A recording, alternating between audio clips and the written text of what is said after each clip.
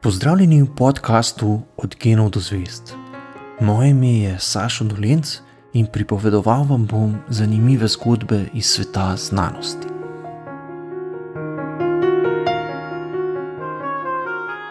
Spoznanje, da se lahko atomska jedra cepijo, pri čemer se sprosti zelo veliko energije, velja za eno najpomembnejših znanstvenih odkritij 20. stoletja. Ključne ideje, ki so omogočile, da so znanstveniki ugotovili, kaj se med takšnimi procesi dogaja v atomskih jedrih, je prispevala danes malo znana avstrijska znanstvenica judovskega rodu, ki je morala tik pred drugo svetovno vojno pobegniti iz Nemčije, zato je kolegom v Berlinu ideje, kako pravilno interpretirati dogajanje v svetu atomov, sporočala kar prek pisem. Albert Einstein je Lise Meitner opisal kot nemško Marie Curie, a ta oznaka žal ni najbolj posrečena. Lise je bila izjemno plodovita znanstvenica, a je v nasprotju z Marie Curie njen pomemben prispevek k napredku znanosti dolga leta ostal zamolčan. Za svoje odkritja ni nikoli prejela Nobelove nagrade, čeprav bi si jo nedvomno zaslužila. Ženske so dokaj enakopravno vstopile v svet znanosti šele po drugi svetovni vojni. Predtem je bilo znanstvenic malo, dokazati pa so se morale bistveno bolj kot moški kolegi, da so jih sploh resno obravnavali. V marsikateri laboratorij ženske sploh niso smele vstopiti, saj so se odgovorni za varnost menda bali, da se lahko njihovi dolgi lasje vnamejo na katerem od plamenov, nihče pa ni pomislil, da je ognju bistveno bolj kot ženski lasje izpostavljena moška brada. Lise Meitner je imela močno podporo v očetu, ki ji je kot razmeroma premožen odvetnik lahko omogočil dobro šolanje in jo finančno podpiral, dokler se ji ni uspelo s svojimi dosežki toliko uveljaviti, da je za raziskovanje dobila tudi plačilo. Februarja 1906 je kot druga ženska v zgodovini doktorirala iz fizike na Univerzi na Dunaju in kmalu zatem odšla na dodatno izpopolnjevanje v Berlin, kjer je obiskovala predavanje Maxa Plancka in se poskušala vključiti v raziskovalno delo.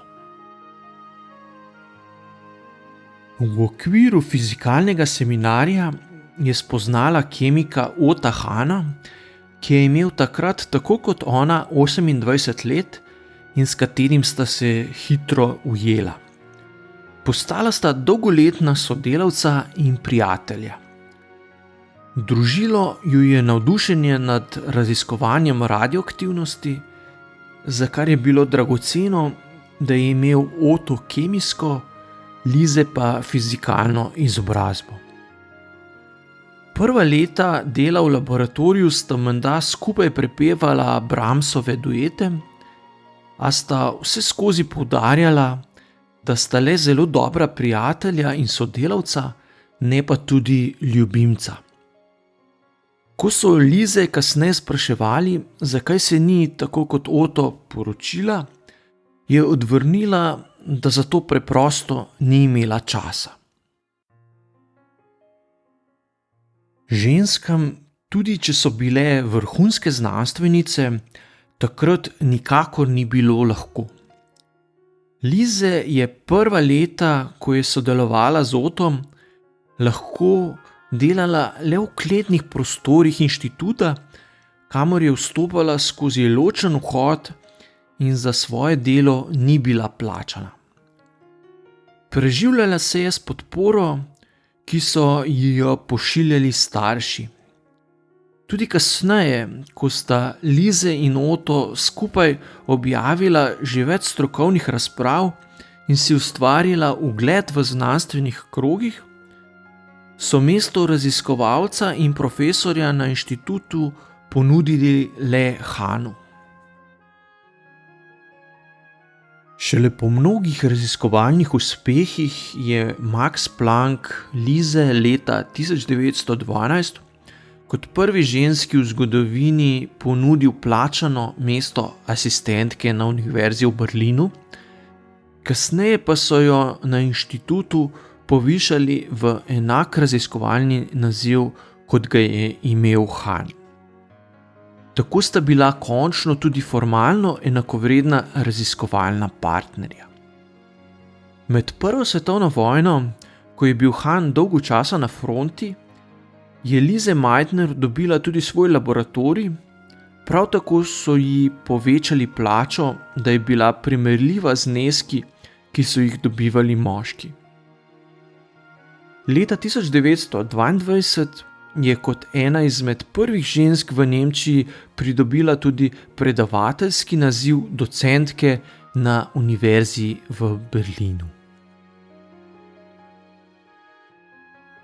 Po prihodu nacistov na oblast je bila Lise Meitner kot judinja izobčena iz javnega življenja, a se je vseeno odločila, da ne bo zapustila Nemčije. Niels Bohr jo je vabil na Dansko, vendar je bila prepričana, da lahko raziskave ustrezno nadaljuje le v svojem laboratoriju. Čeprav se znanstvenih konferenc ni mogla več udeleževati, so jo nacisti nekaj let vseeno pustili pri miru. Kasneje ji je bilo sicer žal, da ni Nemčije zapustila že leta 1933, čutila se je namreč krivo, saj se ji je zdelo, da je z bivanjem v Berlinu na nek način podpirala Hitlerjev režim. Pogoj za bivanje v Nemčiji je bil namreč, da si se podredil zakonom in predpisom, ki so jih sprejemali nacisti. Enrico Fermi je sredi 30. let začel z eksperimenti, pri katerih je atomska jedra obstreljeval z nevtroni. To je omogočilo serijo novih raziskav prav na področju, ki ga je Lise Meitner zelo dobro poznala. Fiziki tistega časa so bili namreč prepričani, da lahko z jedrskimi reakcijami le za malenkost spremenijo atomsko jedro.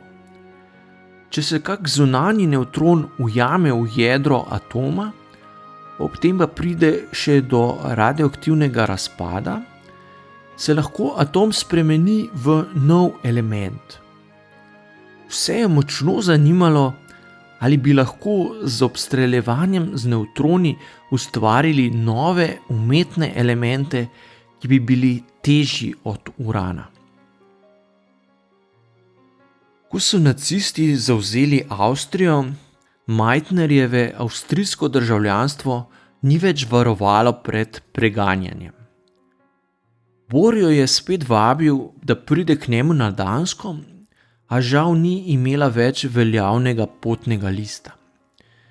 Njeni prijatelji so zato prosili nemškega ministra za znanost, da ji podeli izredni potni list, s pomočjo katerega bi lahko zapustila Nemčijo, a so prošnjo gladko zavrnili.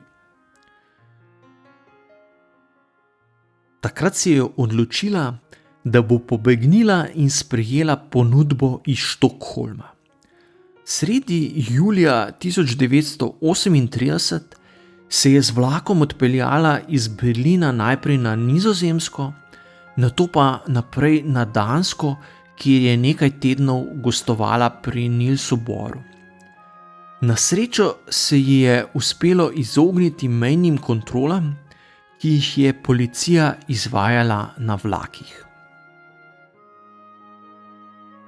V Stockholmu, kamor je prispela konec avgusta, so jo kolegi znanstveniki pričakali bistveno bolj hladno, kot je pričakovala. Dobila je pisarno, ne pa tudi dostopa do laboratorija, tako da raziskav ni mogla nadaljevati na enak način, kot jih je izvajala v Berlinu. Z Ottom, ki je ostal v Nemčiji, sta si sicer še naprej izmenjevala pisma, v katerih sta razpravljala o rezultatih eksperimentov z uranom. Nekateri znanstveniki so takrat poročali, da po obsevanju urana z nevtroni najdejo male količine radioaktivnega elementa, ki je bil kemijsko podoben bariju. Vendar tega nikakor niso znali pojasniti, saj so bili prepričani, da lahko jedrske reakcije povzročijo le majhne spremembe v atomskih jedrih, barij pa je bil bistveno lažji od urana.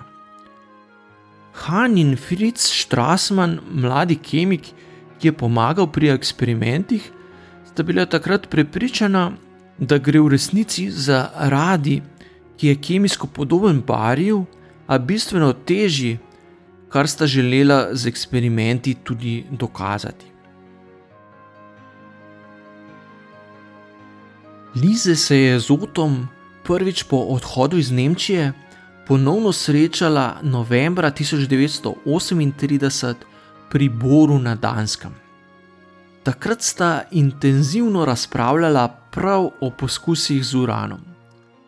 Otto se je po vrnitvi v Berlin lotil novih eksperimentov, s katerimi je nedvomno pokazal, da pri reakciji z uranom ne nastane radij, ampak bistveno lažji barij. Vendar takrat nikomur ni bilo jasno, kako lahko obstreljevanje urana z majhnimi nevtroni povzroči, da iz velikega uranovega jedra nastane bistveno manjši barij. Hahn je o rezultatih tik pred božičem 1938 v pismu obvestil Lise in jo vprašal, ali ima morda kakšno idejo, kako bi bilo mogoče pojasniti te čudne rezultate. Za božič je Lise Meitner na Švedskem obiskal nečak, fizik Robert Frisch, s katerim sta odšla na krajši izlet. Nekje sredi gozda je imela Lise prelomno idejo, s katero ji je uspelo pojasniti nenavadne ugotovitve glede obstreljevanja urana. Prešinilo jo je, da lahko atomsko jedro ob dodajanju nevtronov postane nestabilno in se kot kapljica razcepi na dva dela. Še med izletom je na hitro izračunala, da bi bili dve novo nastali jedri po cepitvi skupaj malenkost lažji od izvornega jedra, ki je razpadlo. Po Einsteinovi slavni enačbi E je enako mc kvadrat, se je razlika v masi spremenila v energijo. 6. januarja 1939 sta Hahn in Strassmann rezultate eksperimenta objavila v nemški znanstveni reviji, vendar nikjer v članku nista omenila Lise Meitner. Hahn se je verjetno zbal, da bi ga nacisti preganjali, če bi priznal, da še vedno sodeluje z judovsko znanstvenico, zato je njen vpliv povsem zamolčal. Marca je zato Lise z nečakom v reviji Nature objavila teoretično pojasnilo rezultatov eksperimenta, kjer je opisala, kaj se dejansko zgodi pri cepitvi atomskega jedra. Navzven je bilo tako videti, kot da so kemiki v Berlinu samostojno opazovali cepitev atomskega jedra, Lise pa je odkritje le interpretirala, kar nikakor ni ustrezalo dejanskemu poteku dogodkov, saj Hahn ne bi objavil članka, če mu ne bi pomagala Lise, prav tako pa so bili njegovi poskusi le nadaljevanje več desetletnega skupnega dela. Leta 1944 so Nobelovo nagrado za odkritje cepitve atomskega jedra tako podelili le Hahnu. Lise Meitner je bila kasneje sicer večkrat nominirana, a nagrade nikoli ni dočakala. Prav tako je zavrnila ponudbo, da sodeluje pri izdelavi ameriške atomske bombe. Ideja, da bi njeno odkritje postalo temelj za smrtonosno orožje, ji nikakor ni bila blizu. Čeprav jo je Hahn zamolčal in v času nacizma ni zapustil Nemčije, sta po vojni ostala prijatelja. Otto je umrl konec julija 1968, Lise pa konec oktobra istega leta. Imela sta skoraj 90 let. To je bil podcast Od genov do zvezd. Moje ime je Sašo Dolenc in z novo zgodbo se vam oglasim že kmalu.